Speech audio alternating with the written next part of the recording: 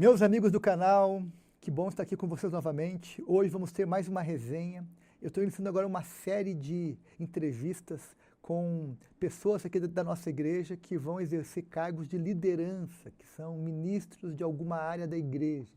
E para abrir essa série de entrevistas, eu convidei dois ministros muito conhecidos aqui na nossa igreja, com muitas responsabilidades e com muitas boas ideias e bons conteúdos, que é o Rodrigo Vargas e o Edneiser.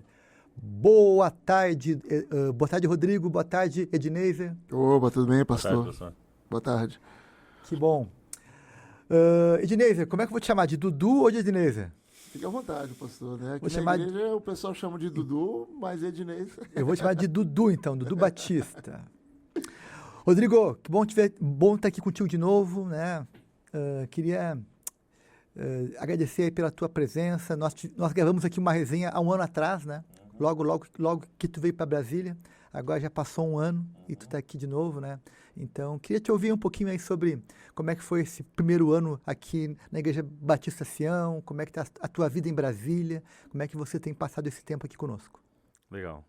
Prazer estar de novo aqui no teu canal, pastor. Muito bom, né? Essas resenhas.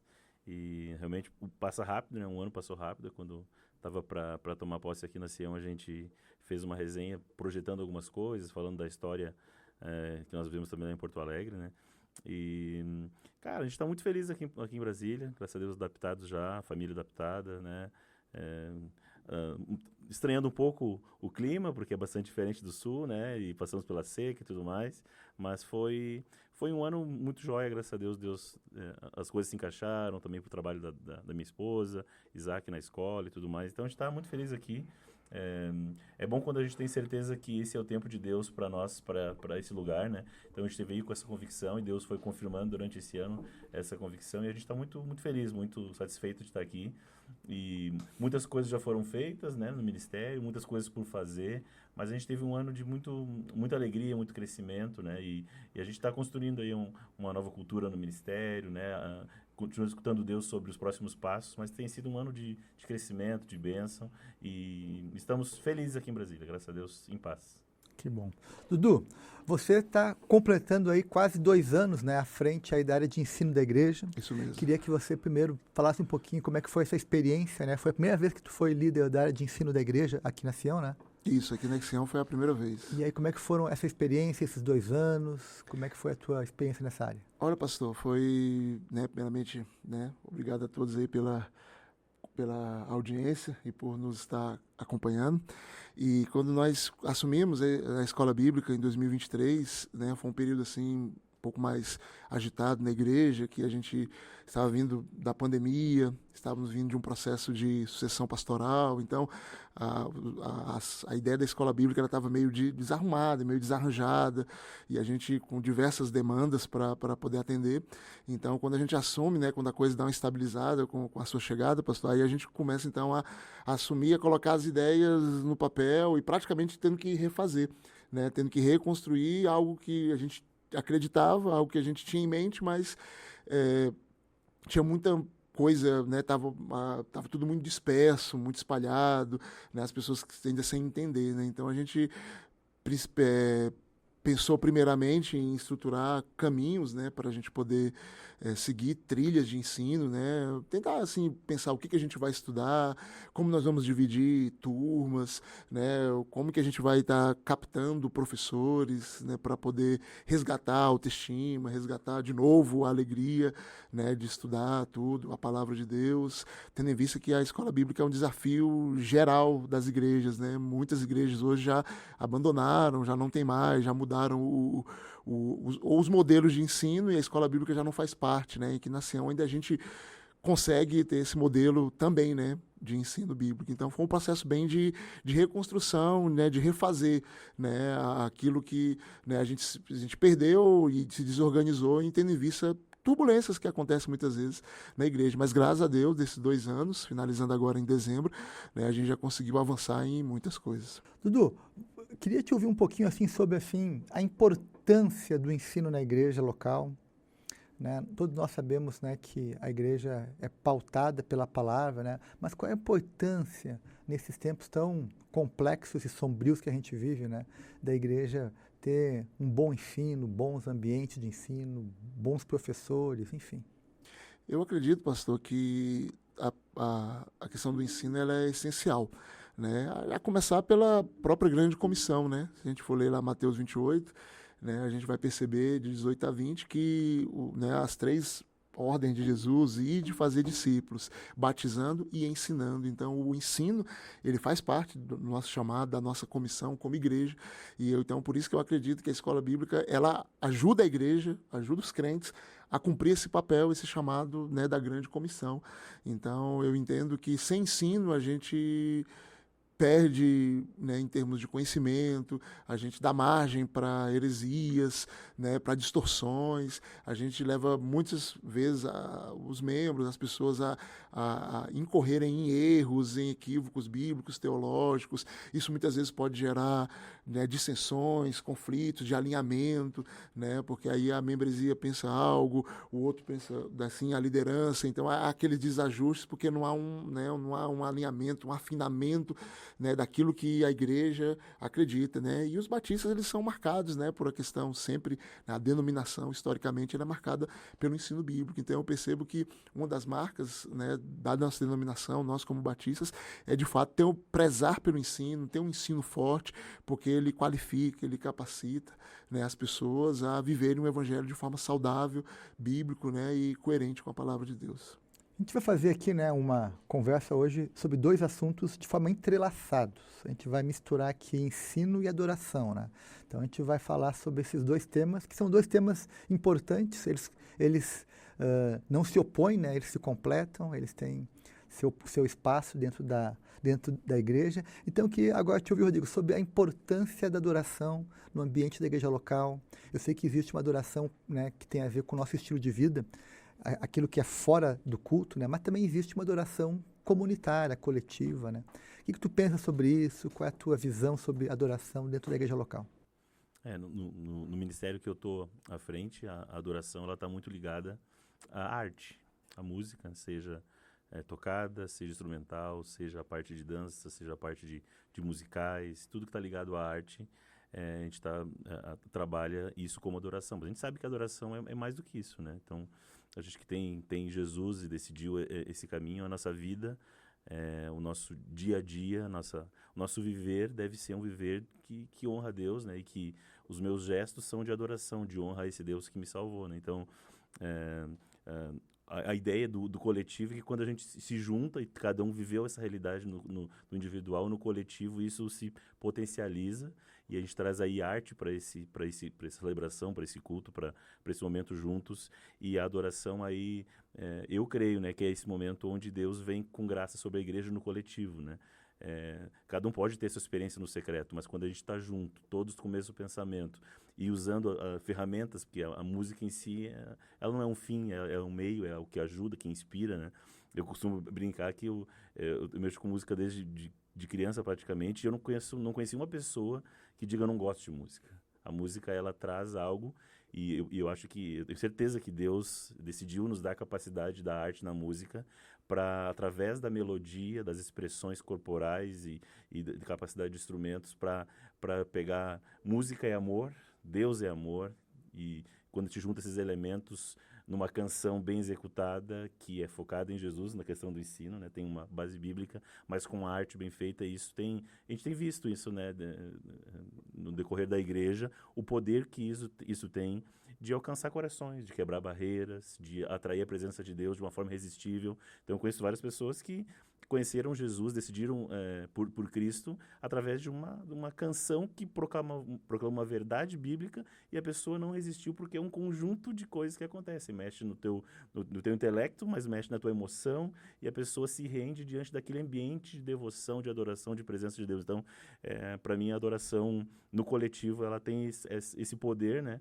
E tudo isso é para Deus, e quando Deus se manifesta através disso, acho que a igreja experimenta coisas que é diferente do individual, do secreto em casa. Então, por isso que a gente trabalha tanto para fazer com excelência, e a gente tem que fazer isso de forma consciente biblicamente, né? Não, porque tem muita coisa mal feita hoje, mas a gente quer fazer algo bem feito teologicamente, mas também na arte, para que as pessoas sejam inspiradas, impactadas, e que talvez a gente diz coisas em canções que não são ditas em orações, mas a gente, como a gente fala aqui, né, a gente canta a palavra, a gente ora a palavra, e a gente, né, ora cantando. Então nós temos aprendido isso, né, e a importância da canção, não mais importante que nenhuma outra coisa, mas tem o seu lugar.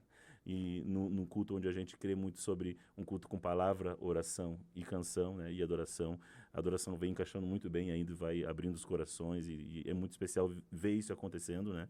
Então é sobre isso que a gente tem trabalhado, sobre essas convicções sobre a adoração no coletivo, né? Sabe que eu percebo também que a música, ela também ajuda no ensino, porque a gente, por exemplo, crianças de modo geral, assim, né? Muita coisa que ela memoriza da Bíblia é através de músicas, né? Versículos, é fácil de memorizar versículos a partir, né, daquilo que você canta. Então, a música não é um fim em si mesma, a música também é um elemento de ensino, de inspiração, de reflexão, né? Tem músicas que nos fazem chorar, tem música que nos levam ao arrependimento, tem músicas que nos fazem confiar mais em Jesus, tem músicas que nos fazem querer andar em santidade, enfim, né? Então, a música, ela conversa muito, né, com o ensino, não são coisas opostas, né? Ela produz essas memórias, né? Tanto que na escola, regrinhas difíceis, quando o professor levava um violão e fazia uma música, uma paródiazinha, você pode ver que ajuda a gravar. Tabela periódica, por exemplo, né? Então, ninguém sabe aquele tanto de elemento, mas quando o professor pegava cada uma daquelas linhas, jogava uma musiquinha, mesmo que seja feinha, né? Mas aquilo gerava uma memória, e se você perguntar, muita gente não sabe nem mais o que é aqueles elementos, que são aqueles elementos, mas vai decorar, né? A música, então, ela tem esse poder, né, muito grande. Muito interessante aqui na Sião, né, pastor, que desde a tua chegada, e tu é alguém que gosta muito de usar a música nas celebrações, né? Eu estava falando esses dias com a equipe de louvor, e fui contar quantas músicas ou trechos de música a gente cantou numa celebração. Que em algumas igrejas talvez esteja um limite, né, mais ajustado, assim. E chegou a 13 pedaços de músicas numa celebração de 2 horas. Ok, inteiras, talvez 5, 6 músicas, mas aquele momento de oração puxa uma música ali que tem a ver com aquele tema, e o momento para inspirar aqui, vai orar para consagrar uma criança, mais uma música, e assim. Aí fui contando 13 canções, né? Eu fico feliz porque isso tem a ver com a nossa identidade, nosso jeito de ser igreja, e incentiva as igrejas a viverem isso, porque a canção, ela pode ajudar a inspirar e a criar um ambiente, né, de fé, de devoção, de entrega, que talvez outras coisas não consigam fazer, mas a canção, né? Então, eu diria que não há limite para músicas no culto, né? Desde que, né, na hora certa, né, músicas com o teor que combine com aquilo que está sendo proposto. Acho muito legal usar muitas canções no culto, é muito rico, acho que enriquece o nosso coletivo. Dudu, a gente tem falado aqui na Sião, né, que existem diferentes ambientes de ensino. O púlpito, por exemplo, é um ambiente de ensino. Sala de aula é um ambiente de ensino. Pequeno grupo é um ambiente de ensino, né? Discipulado 1 a 1 é um ambiente de ensino. Há vários ambientes de ensino. Você tem se dedicado muito ao ambiente de ensino de sala de aula, que é aquilo que nós chamamos aqui na Sião de Escola Bíblica Dominical, né? A pergunta que eu quero te fazer é a seguinte: como é que a gente pode melhorar ainda mais esse ambiente, o ambiente da sala de aula? O que a gente pode fazer como igreja local para que isso seja potencializado em nosso meio? Pois é, pastor, esse é um dos grandes desafios, não apenas da igreja, mas também é um desafio social, né? A sala de aula é um ambiente que não tem sido, se a gente olhar, né, o meio, né, o nosso cotidiano, escolas dos nossos filhos, tudo, a gente vai ver que a sala de aula é um ambiente que muitas vezes não é agradável. Quando fala sala de aula, a gente, ai meu Deus, aquela coisa que é chata, o professor falando, e eu vou dormir, eu quero mexer no celular. Então a gente percebe que hoje há um desejo meio arredio, né, meio distanciado da sala de aula. E isso, para nós, como igreja, também um desafio. Por quê? Porque a gente precisa tornar o ambiente da sala de aula um ambiente agradável, um momento em que, de fato, eu contribua, eu sou ouvido, eu tenho a voz, eu aprendo, eu compartilho, eu me sinta seguro, né, de me envolver ali com aquilo que está sendo ministrado. Então, esse desafio, né, passa pela afetividade, eu acho que pelo relacionamento.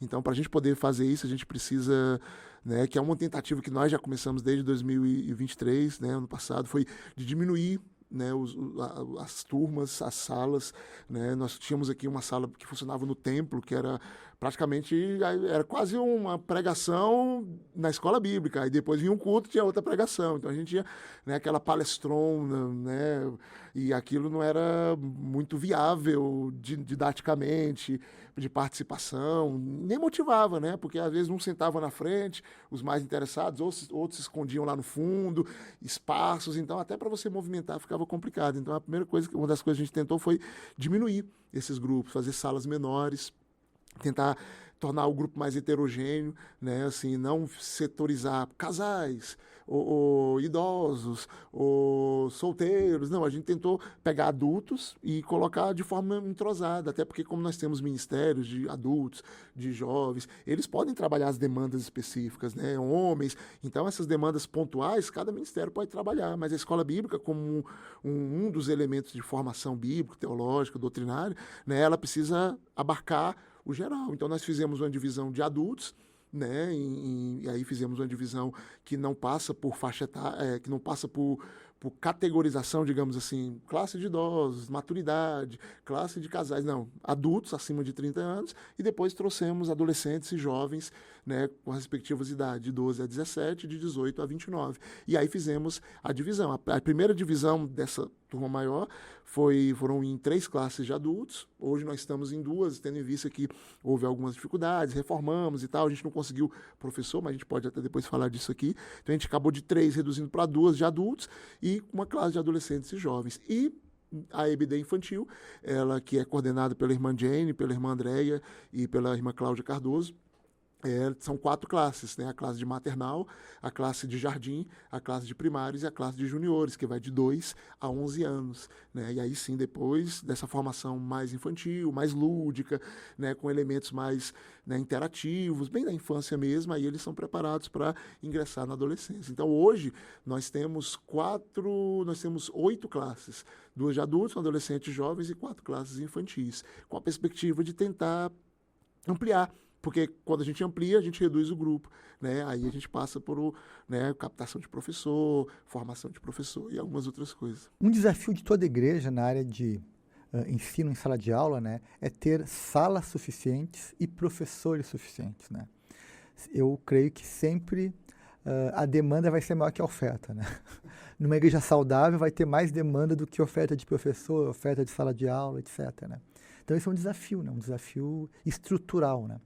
O que tu tem pensado para te conseguir preparar e ter mais professores à disposição para poder ter mais turmas e poder atender mais gente durante a escola dominical?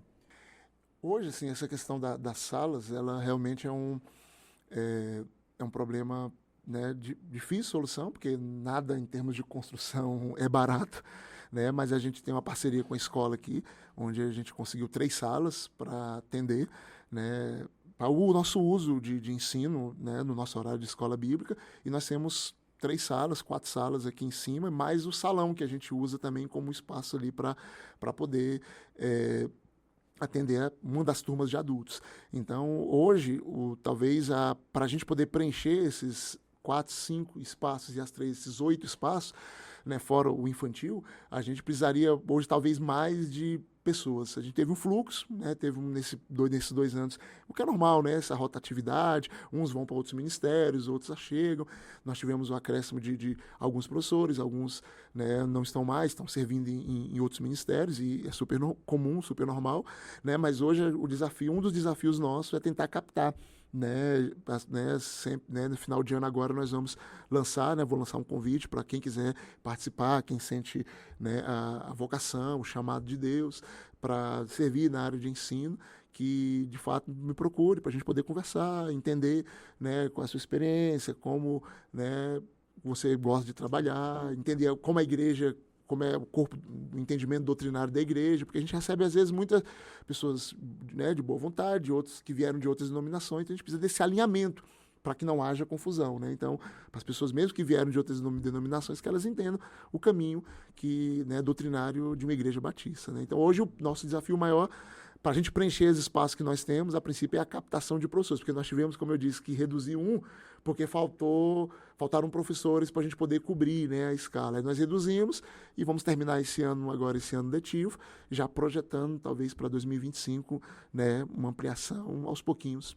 Então, fica mais do que nunca o convite para quem faz parte aqui da Sião e quer ajudar na área do ensino, né, a procurar o Dudu. Nós precisamos de mais professores, também queremos ter mais alunos, né, queremos ter mais gente envolvida. O nosso desejo é que a nossa escola bíblica seja um espaço de desenvolvimento espiritual, né, um espaço de conhecimento, de crescimento pessoal, né, no manejo da Escritura, na aplicação da Escritura, né. E para isso a gente tem que ter o envolvimento da igreja e também o desenvolvimento de professores, né? O ambiente da sala de aula, ele permite ali uma troca de experiências, uma dúvida. Às vezes, quando a pessoa está no templo ouvindo uma pregação, ele não vai, pastor, explica de novo, pastor. Dentro da liturgia do culto não vai ficar. Imagina, todo mundo levantar a mão, não dá. E aí, às vezes, a pessoa ela até quer tirar uma dúvida, mas ali naquela correria, aí passa a batida, ele vai para a semana e leva aquilo. Então, né, a escola bíblica pode ser esse espaço também, né, um dos espaços em que ele tem ali a voz, ele tem a sua manifestação, as suas dúvidas tiradas, principalmente para quem chega, né? Rodrigo, e tu também tem o desafio de administrar e captar músicos, né? Cantores, né? Backs, enfim.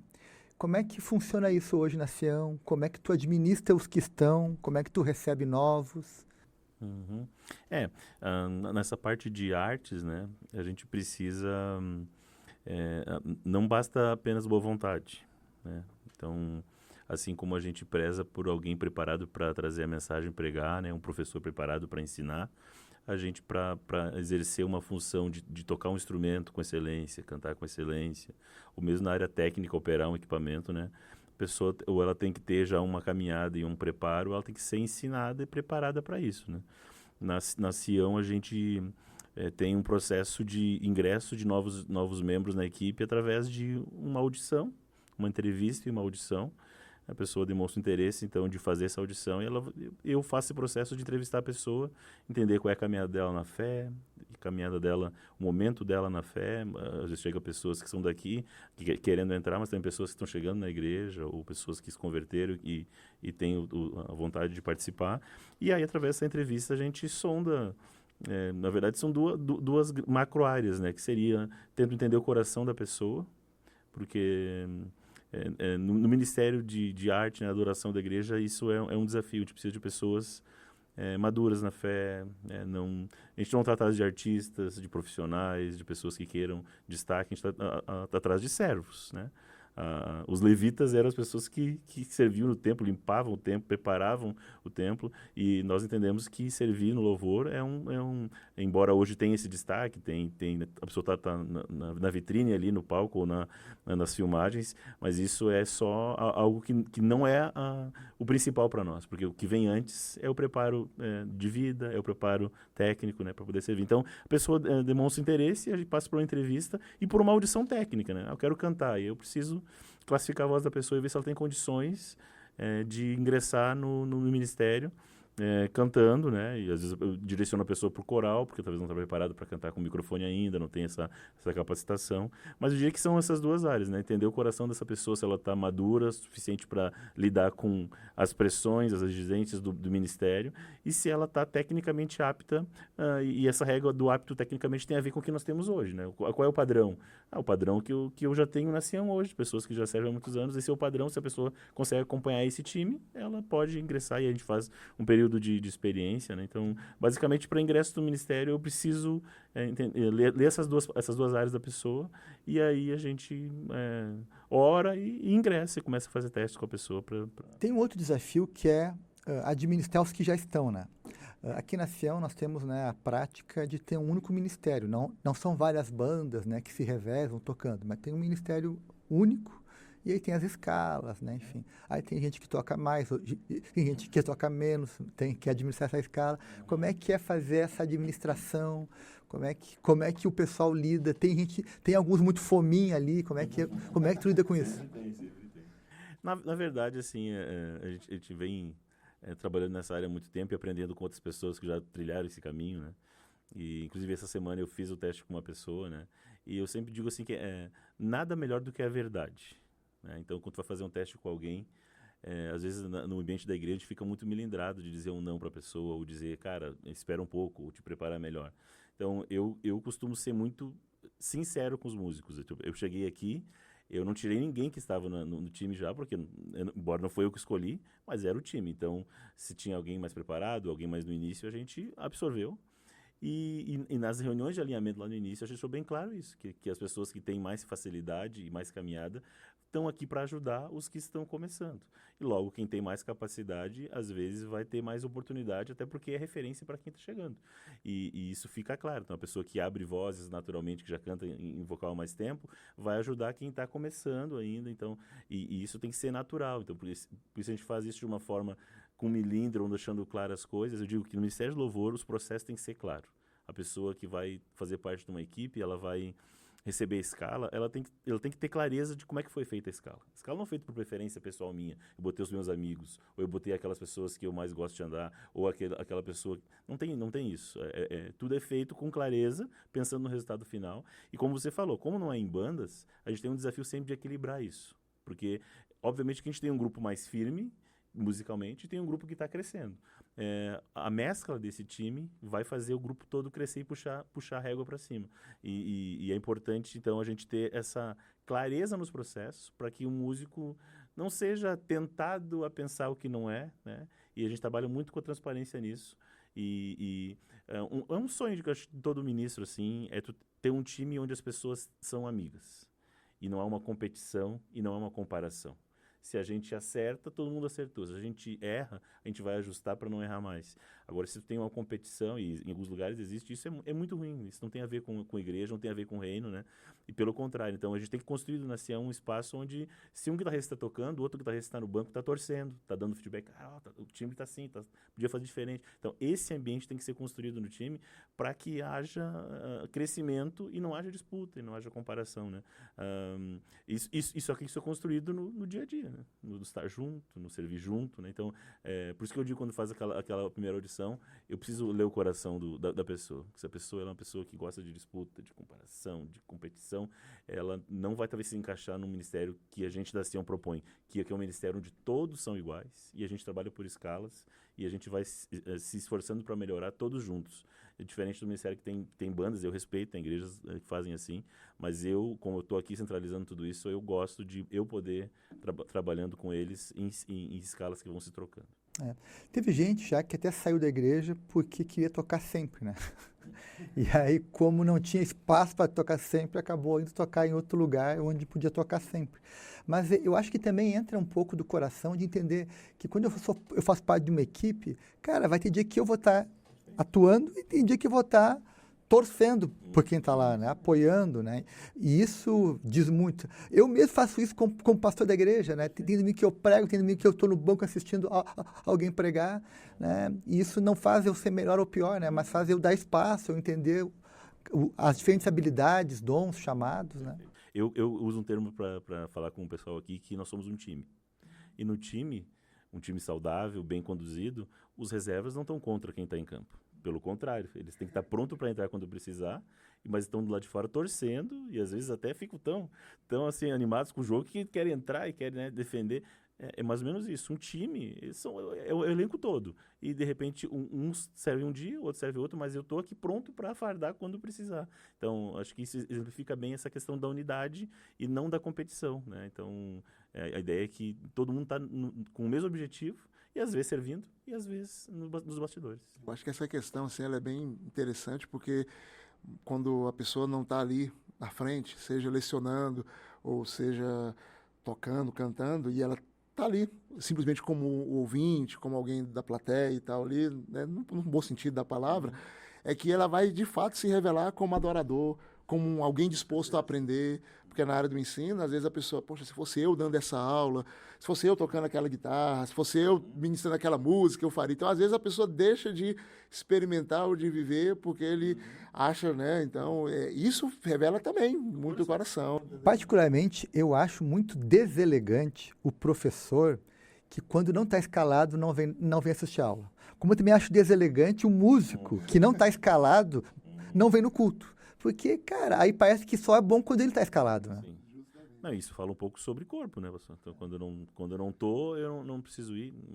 A pessoa não entendeu os processos, né? Não entendeu o que é a igreja, para falar na verdade, né? Mas às vezes acontece, pessoas assim que precisam ser chamadas a atenção. Outra coisa que é importante falar nisso, né? O teu professor da escola bíblica, saudável para ele seria que ele fosse professor da escola bíblica, mas ele também trabalhasse em outras áreas da igreja. Na área de artes, às vezes acontece muito isso. A pessoa se acha que aquilo é suficiente já, né?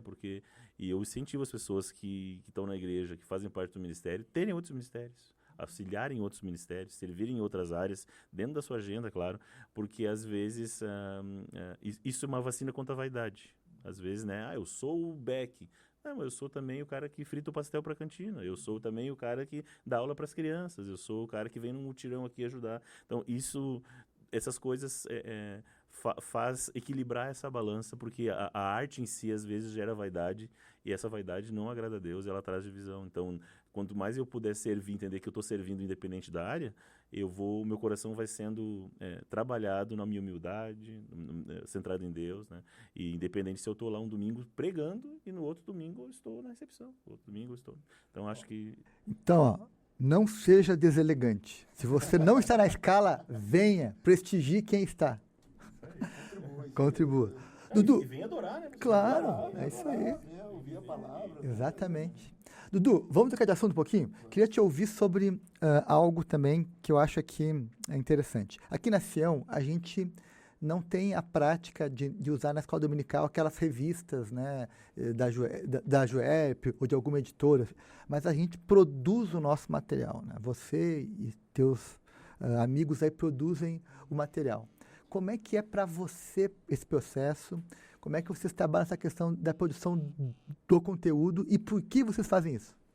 Pastor, esse é um dos, talvez, dos grandes desafios que a gente tem, por causa que, devido a uma questão de tempo, trabalho, família, então sobra pouco tempo. Isso demanda demais, produzir o próprio conteúdo. Então, o que a gente faz? A gente procura materiais diversos e a gente trabalha o nosso roteiro. Nós dividimos a escola bíblica de adolescentes a adultos em módulos bimestrais, né, em média, para a gente poder ter 8, 9 aulas ali e a gente trabalhar assuntos.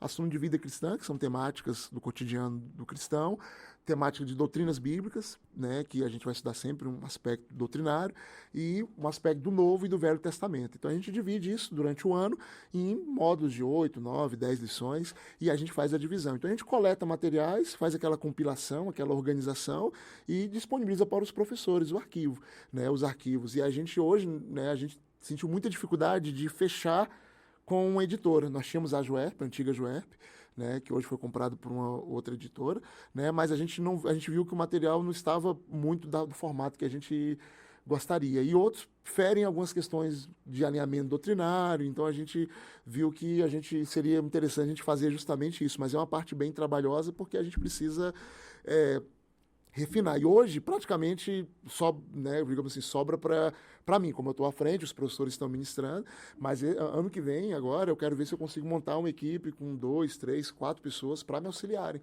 nessa confecção de material, que aí a gente tem o quê? 8 estudos, então 9 estudos, então eu faço 3, o outro faz 2, o outro faz 1, 4, vai depender da disponibilidade. A gente tem pessoas capacitadas para escrever. Então, uma das coisas que me sobrecarregou foi justamente essa confecção de material, né? Por exemplo, agora nós estamos estudando os profetas menores, foram 12 estudos. Então, nós fizemos uma exceção agora, trabalhando 3 meses. Então, deu um trabalho, né, grande organizar esses estudos, justamente pela quantidade para disponibilizar. Mas, graças a Deus, deu tudo certo para a gente poder encerrar esse ano. Então, hoje, né, não é um modelo bom, saudável, ficar centralizado só na minha figura, e eu preciso hoje repartir isso, chamar pessoas da confiança para a gente continuar. E só finalizando, a gente dividiu isso porque são áreas, né, que o cristão precisa, né? A vida cristã é o nosso dia a dia. O Velho e o Novo Testamento, Velho, Antigo e Novo Testamento é a nossa organização bíblica. E as doutrinas é o que nutre a nossa fé, né? Aqui a convicção, né? As convicções que nós temos. Então, esses 4 eixos, né, conduzem, né, a nossa formação da escola bíblica nas classes de adolescentes até adultos. Dudu, eu quero entrar contigo também aqui numa reflexão que algumas igrejas trocaram, né, transformaram a escola bíblica numa espécie de centro de treinamento para liderança, né, escola de líderes, enfim. E não é a nossa opção fazer isso, né?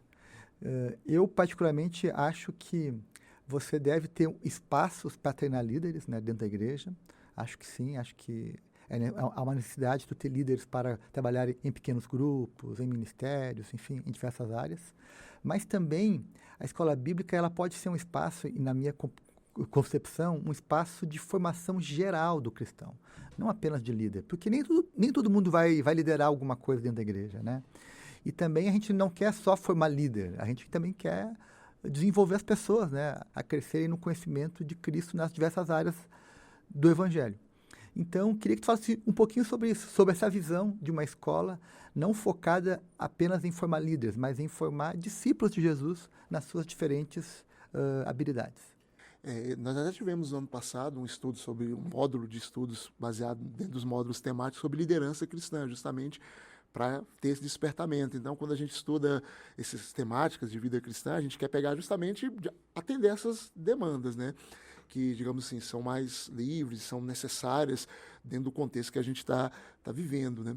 Então, quando a Sião ela tem uma característica bem diferente, pelo menos, não sei se outras igrejas, a gente recebe muita gente de outras denominações. Então, a gente é uma igreja que, apesar de ser batista, na sua estrutura, organização e confissão, é uma igreja que talvez pela liturgia, pelo formato, pelo culto, pela pregação, pela visão do pastor e tal, é uma igreja que atrai, ela atrai pessoas mesmo com convicções doutrinárias diferentes. Então, o que acontece? A escola bíblica, a gente entendeu lá em 2023 que ela precisava ser esse espaço para, vou usar o verbo nivelar, né? Mas ele é para alinhar, fica até melhor, Rodrigo, obrigado, para a gente alinhar a visão de quem chega, porque às vezes a pessoa chega com algumas convicções que ele aprendeu em outras denominações, então quando ele chega aqui a gente, né, sentiu necessidade de fazer esse ajuste para ele entender, a Igreja Batista é assim, né, e aquilo que o pastor tem falado ultimamente, né, forma e essência. A forma a gente está trabalhando a dinâmica de algumas formas mais variadas, porém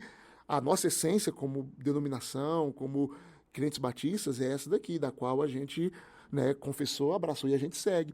Então a gente sentiu essa necessidade de alinhar, né, para que a gente não tivesse né, conflitos, né, não, eu quero que seja pregado isso, não, eu quero que seja ensinado isso, eu quero que, né, seja, né, por viés que for, seja por viés mais pentecostal, seja por viés mais reformado. Nós já tivemos de tudo aqui na Sião, então a gente tem tudo isso. Então isso já gerou, né, na história da Sião, algumas celeumas, né, alguns conflitos. Então, hoje nós entendemos que a gente precisa, né, levar as pessoas a entenderem. É uma igreja batista, né, que a gente acredita, sim. Tanto que quando a gente ouve, né, a gente faz lá o nosso The Voice, né, a nossa audição, não é porque a gente quer currículo de ninguém, a gente só quer entender o alinhamento e mostrar que você veio de uma igreja pentecostal, até você veio de uma igreja reformada. Aqui a gente, né, esses são alguns assuntos que eu acho que, né, eles entram em segundo plano, eles podem valer uma resenha, podem valer alguma outra coisa, mas ele não é aquilo que vai direcionar. Então a gente precisa disso, porque senão eu vou trazer conflito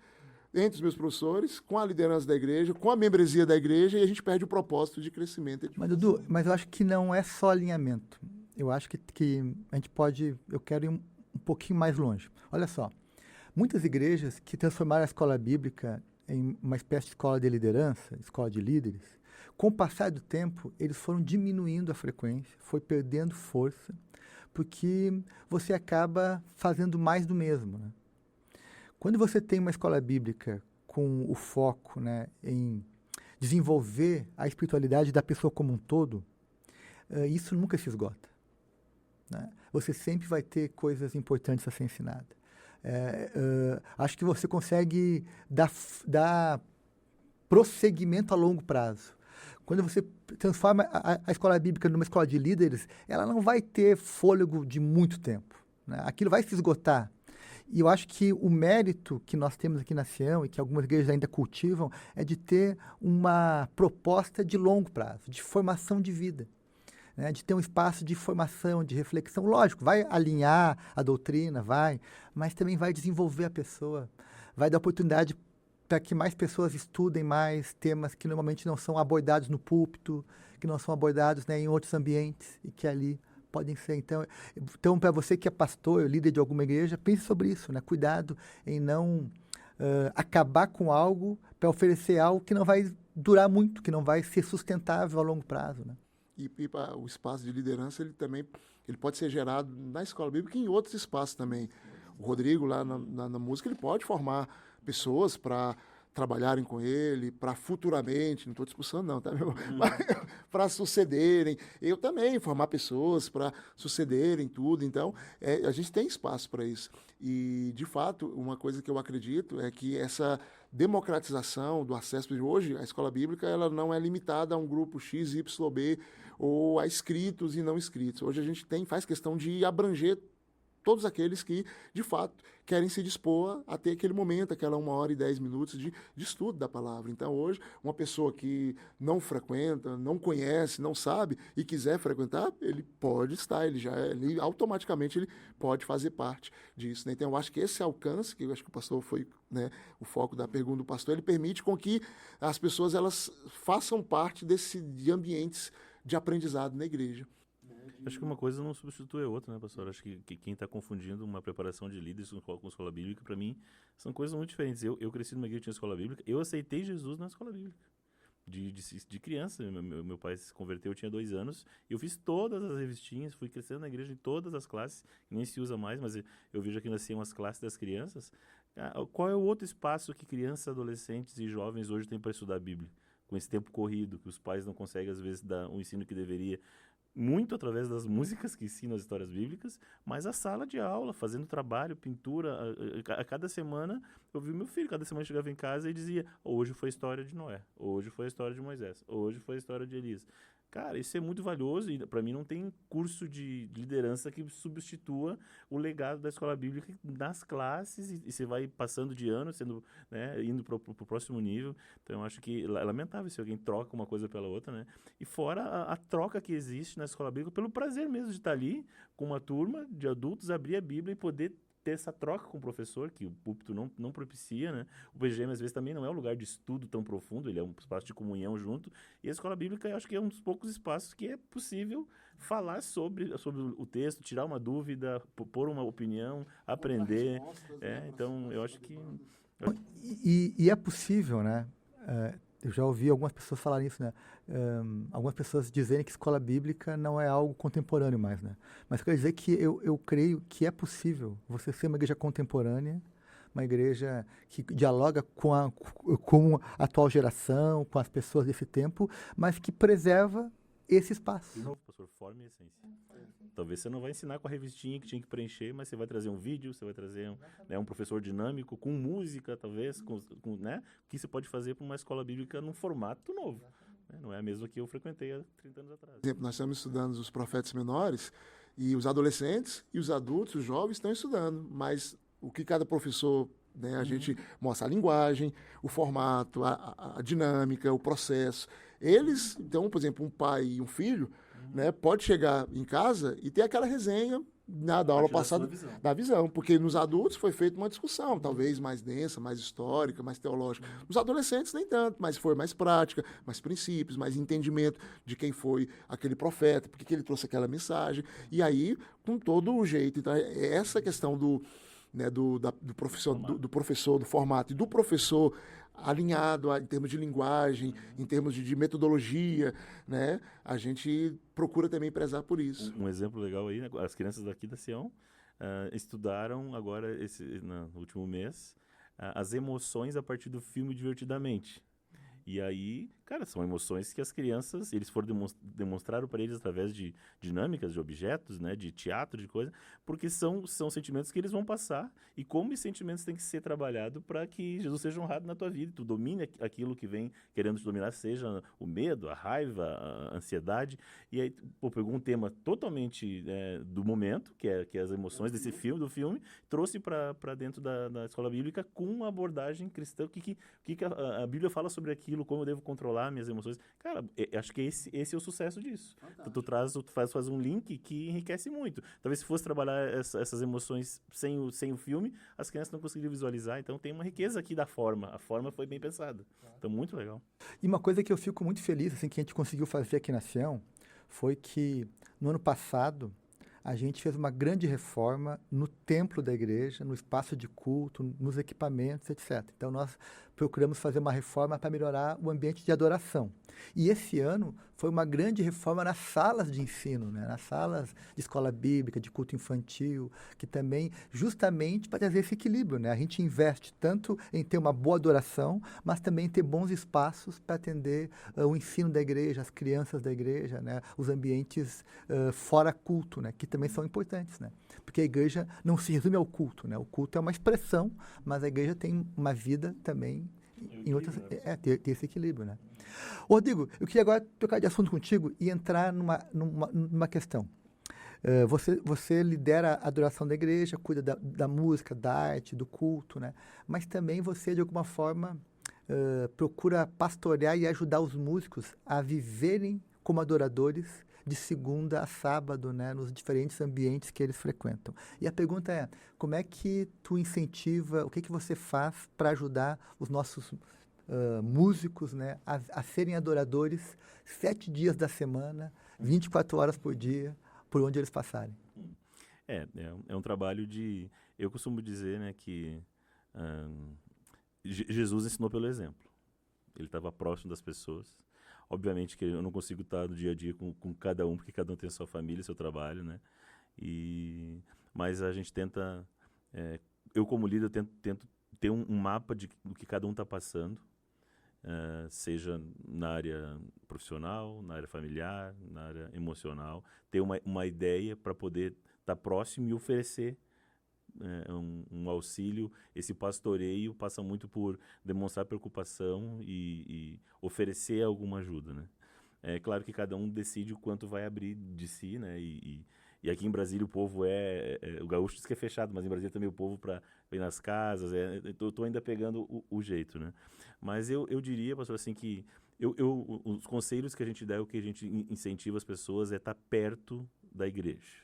Talvez seja aquilo que nós falamos antes, a pessoa vem só quando serve e depois não vem. A pessoa não vem nas programações extra-ministério, a pessoa não participa, não se envolve. Então a gente está no movimento aqui na igreja de PGMs, de microgrupos, de escola bíblica. Então eu diria, eu procuro incentivar os músicos a viver a igreja.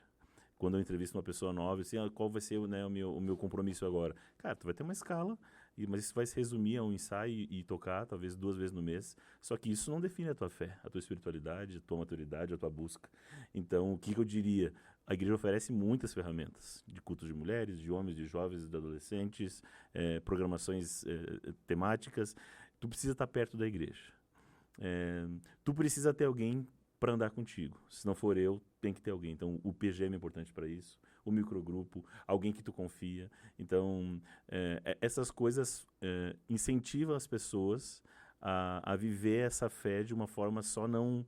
Porque é uma tentação e às vezes é o que acontece. A pessoa vive só para aquele momento, mas na verdade no dia a dia ela, mesmo sendo um ministro, alguém que está ali todo domingo, as pressões do dia a dia faz a pessoa ter uma vida que ela não consegue cultivar tanto isso. E eu diria que ela precisa ter essas disciplinas. As disciplinas espirituais, obviamente, mas estar perto de pessoas que inspiram, estar perto da igreja. A gente não faz um ministério de controle, né, pastor? A gente tenta inspirar as pessoas, seja com aquilo que a gente tem falado de púlpito, com as oportunidades de estar junto. E cada um, a gente ora, né, para que cada um tenha essa responsabilidade pessoal de cultivar a sua fé, de buscar Deus, para que aquilo que a gente faz no coletivo seja só resultado do que a pessoa já viveu. Senão isso vai enfraquecendo. Infelizmente, os frutos de alguém que busca muito a Deus vêm, mas os frutos daquele também que está em crise na fé aparecem. E aqueles que a gente tem que cuidar, hoje tem que sinalizar, se aproximar, ajudar, né? Então, eu diria que um líder de louvor, eu não sou de controlar a vida de ninguém, mas tentar com a minha vida inspirar, oferecer o que a igreja tem para ajudar e falar sobre aquilo que eu creio que vai ajudar a pessoa a se desenvolver na fé. A gente está começando agora, por exemplo, microgrupos. Estou começando com pessoas que são da área, para que a gente viva algo de pastoreio e de cuidado mútuo. A jornada não é para ser vivida sozinha, tem que viver vida com outras pessoas. E eu acho que quando alguém se afasta, assim, como aquela ovelha que fica longe do rebanho, ela vai daqui a pouco se embretar em algum lugar e vai dar trabalho, vamos ter que ir lá resgatar e tudo mais. Eu falo para alguns, cara, começa a se distanciar, às vezes fica difícil de voltar. Né? Aí falta 2, 3 semanas, daqui a pouco assim, eles nem lembram mais de mim, e aí vem aquela insegurança e a gente precisa estar junto. Então, isso é nítido no ministério. Aqueles que estão juntos vivem mais intensamente a igreja, eles estão crescendo, eles estão sendo cuidados, eles passam pelo problema que todo mundo passa, mas eles estão aqui perto. Então, é mais ou menos nesse sentido que a gente tem tentado inspirar e dar esses alertas, né? É aquela coisa, nós estamos na jornada e Deus permite, através de pessoas, circunstâncias, aqueles alertas. Cara, cuidado, não vai por aqui, não faz isso, o caminho é esse. E é o que a gente faz, né? Não querendo controlar a vida de ninguém, mas tentando inspirar e ser a mão quando a pessoa precisa, né? Acho que esse é o trabalho que a gente tem tentado fazer. Legal. Dudu, também o desafio lá com os professores, o que tu faz para ajudá-los a viver a fé de segunda a sábado? Pastor, essa é uma tentativa que a gente começou bem em 2023, início de 2024, aí ela, devido às circunstâncias, à correria, a gente perdeu, né, desse final desse ano. A gente era nossos encontros, que a gente orava, conversava, debatia, não só os estudos, mas podia ter aquele momento ali. Então, nós fizemos muitos desses encontros, né, no 2023, início de 2024, mas aí, devido às demandas diversas, a gente acaba sendo engolido, né, por isso, e a gente acaba perdendo a força e tudo mais. É algo que precisa ser retomado. Eu já tive, inclusive, professores que falaram: quando é que nós vamos retornar os nossos encontros que a gente tinha? Aquilo é bom, porque a gente medita nas escrituras, que a gente tira dúvidas, a gente ora, a gente vê que tenta tornar aquilo que a gente vai lecionar real na nossa vida. Então, porque senão a gente acaba sendo só um ajuntamento de estranhos que vêm, estão, depois vão embora. Então, estranhos que se juntam, passam ali 1h30, 2 horas, depois vão embora. Vem ali, passa 1 hora dando aula, tudo, e depois vai embora, não sabe quem é quem, não conhece, se vem encontrar na rua, da igreja, será? Um bom dia, boa tarde, então. Um desafio de quem lidera, né, aqui no nosso contexto de igreja local, aqui na Shell, é ir além das tarefas, né? Não vamos só distribuir tarefas, fazer escala, né? Não, mas também vamos ajudar a pessoa a crescer como servo de Deus, como adorador, né? Esse é o nosso desafio. A nossa prioridade é desenvolver pessoas, né? A gente tem lido naquele livro, professor, com a equipe pastoral, né? Que é mais importante o ser do que o fazer. Só que o sistema, a correria, a necessidade de entregar, às vezes, faz a gente mais distribuir tarefa e às vezes, né, nem às vezes é o cuidado. Na verdade, é mais importante o que a pessoa é antes do que ela faz, né?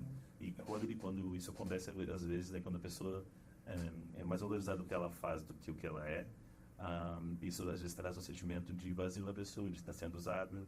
Então, às vezes, enquanto eu sou útil, eu sou importante, mas daqui a pouco eu não posso mais oferecer isso, aí parece que a pessoa perde. Descartar, a pessoa descartar. Exatamente, isso é terrível quando eu trabalho com voluntários. Então, a gente tem esse desafio de sempre valorizar a pessoa, né? Humanizar esse processo e trazer a pessoa para perto, para que ela não se sinta usada por Não adianta, uma igreja hoje é uma máquina de eventos, de trabalho, de coisas para fazer, a gente tem muita demanda. Agora, isso não pode, né, ser maior do que a pessoa em si, né, o que ela é na essência. A nossa visão, né, e o nosso compromisso é trabalhar para que a gente possa desenvolver pessoas, não apenas dar trabalho para as pessoas. Então, nós queremos ser um lugar onde cada pessoa pode ser impulsionada, né, ser inspirada, mas que isso seja do modo sustentável, saudável, né, modo leve, que faça bem, né? Porque nós queremos, no fundo, é que cada pessoa se torne mais parecida com Jesus. Esse é o nosso objetivo, é o nosso produto final, né? É o resultado final do nosso trabalho, né? Os discípulos, né? Discípulos de verdade. A questão da igreja também é algo que a gente precisa aprender. Eu preciso aprender, acho que como líder, para a gente passar para a nossa equipe, nosso time, como o Rodrigo fala, né? A leveza de servir, né? O prazer de servir, né? De estar ali, para que aquilo não se torne um fardo, uma obrigação, como se fosse bater um ponto numa empresa, né? E agora ali o chefe vai estar cobrando né, uma produtividade, uma meta a ser batida. Se torna isso, a gente está só reproduzindo um comportamento que o mundo já faz. E eu acho que a igreja ela precisa, no seu serviço, nos seus trabalhos de adoração, de pregação, de PGM, de escola bíblica, ela ter esse diferencial, né, de que aquilo que a gente faz, né, é algo agradável, algo que você termina e fala assim, nossa, que missão cumprida aqui, a alegria de ter contribuído, né, para a edificação de outras pessoas, né, para levar ali a mensagem, né, do Evangelho, ter contribuído para que a mensagem do Evangelho chegasse ao coração de pessoas. Então, eu acho que isso é algo que é um desafio que nós precisamos aprender. Né? Gente, eu queria agora entrar aqui num aspecto, né, que é o seguinte, nós estamos já quase no final de 2024, já olhando para 2025, né? Eu queria saber o que vocês estão sonhando para o ano que vem, na sua área de atuação, né? Quais são os planos. Eu sei que não tem que reinventar a roda, né?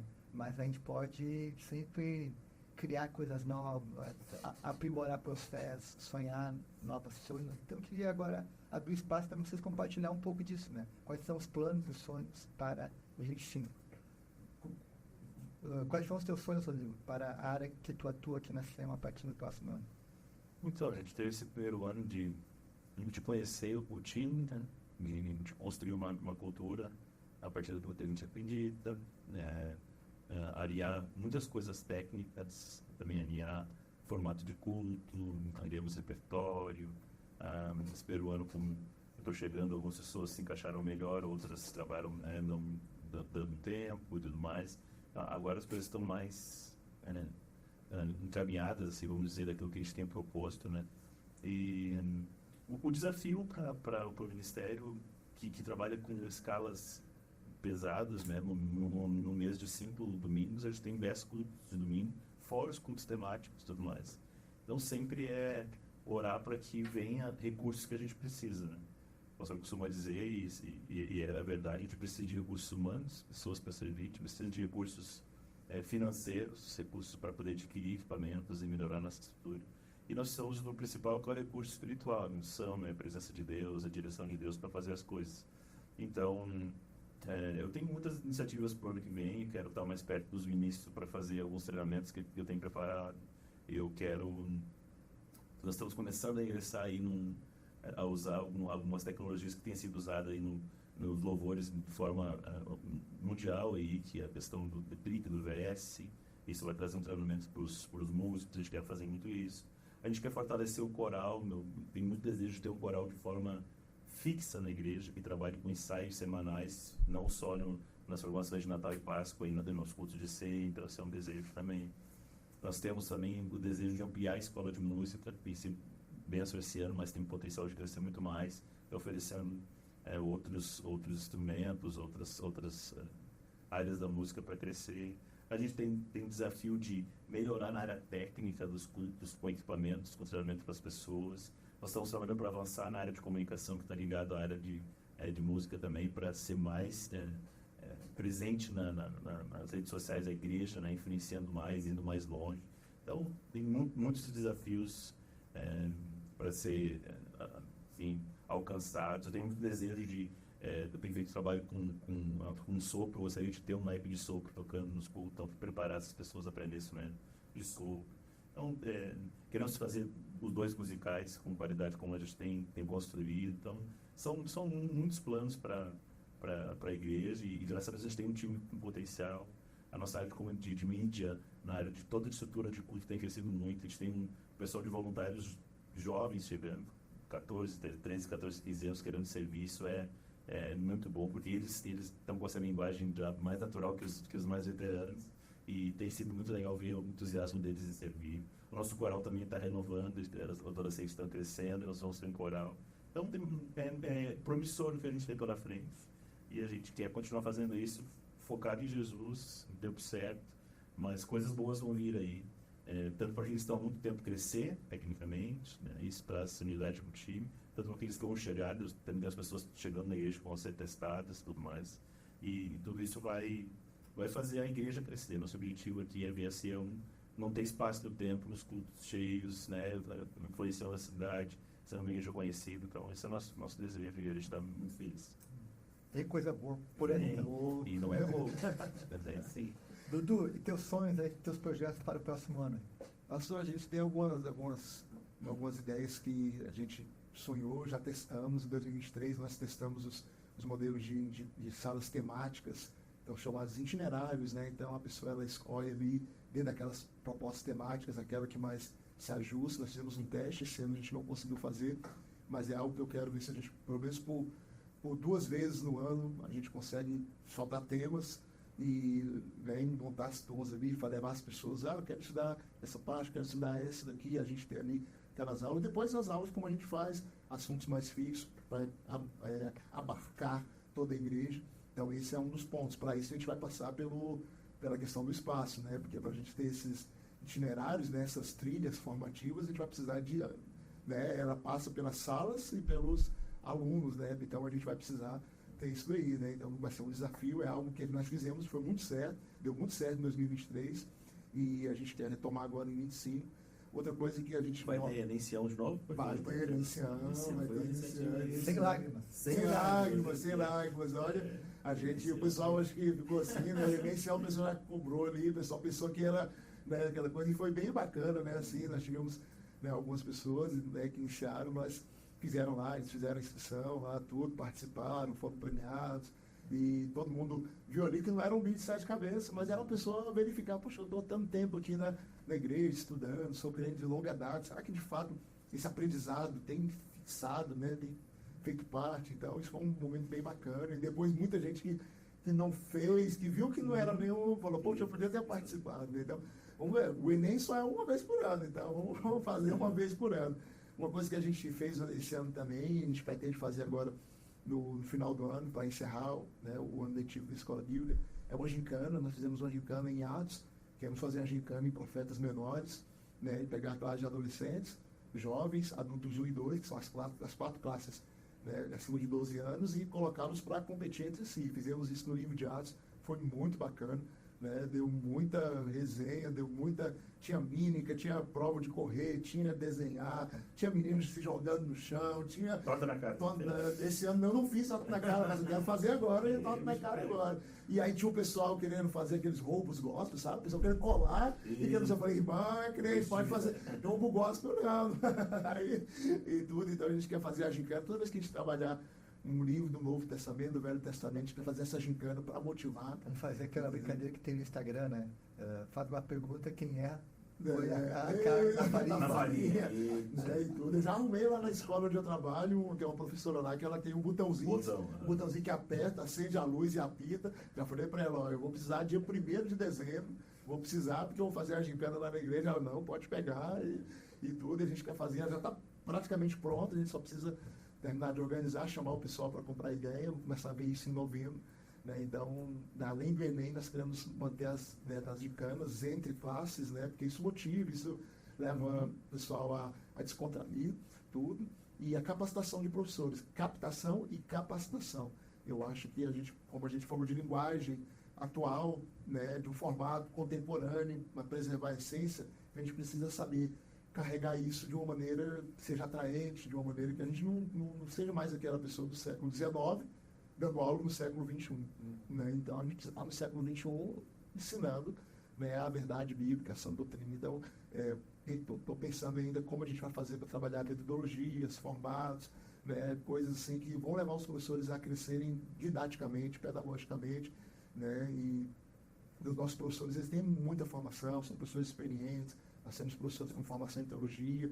Então, talvez o nosso problema não seja o problema bíblico, conhecimento bíblico e teológico, seja talvez a gente ampliar, atualizar o nosso formato, né, as maneiras variadas, diversas, de fazer a abordagem do conteúdo. Isso rompe algumas coisinhas, né, de conceitos, mas é um passo que a gente precisa dar para atrair. Eu falo isso porque o sucesso, a classe de adolescentes, talvez é a classe mais bonita que nós temos, né? Ela está chegando a quase 20 meninos, a classe cheia.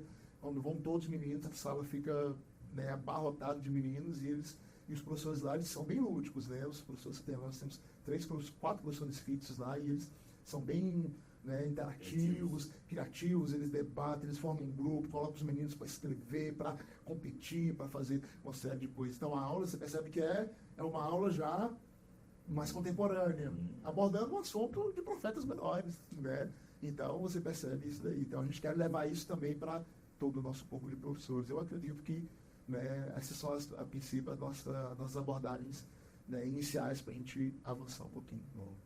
Gente, que conversa boa, que resenha boa. Obrigado, Rodrigo, obrigado, Dudu, pelas valiosas ideias, reflexões, né? Muito bom. Nós estamos, então, aqui começando uma série agora, né, de entrevistas aí com os nossos líderes, nossos ministros de diferentes áreas. E foi muito bom ter vocês aqui hoje, para poder compartilhar um pouco daquilo que vocês estão fazendo, daquilo que vocês vão fazer, né, das dinâmicas que cada um tem implementado no seu trabalho. Eu estou muito feliz em poder ser com vocês e creio que vem coisa boa por aí. Vem coisa boa. Obrigado. Diego, muito agradecendo em participar aqui, né? Confesso que achava bonito quando eu assistia lá de casa, né? Agora eu vi perto da televisãozinha aqui, a resenha por É nóis. Valeu, Rodrigão. Obrigado por ter presença. Gente, então, compartilha esse vídeo aí, comenta, deixa seu comentário, participa com a gente, manda sugestões aí de próximos conteúdos e acompanha aqui os conteúdos do nosso canal. Valeu, gente. Um abraço. Até a próxima.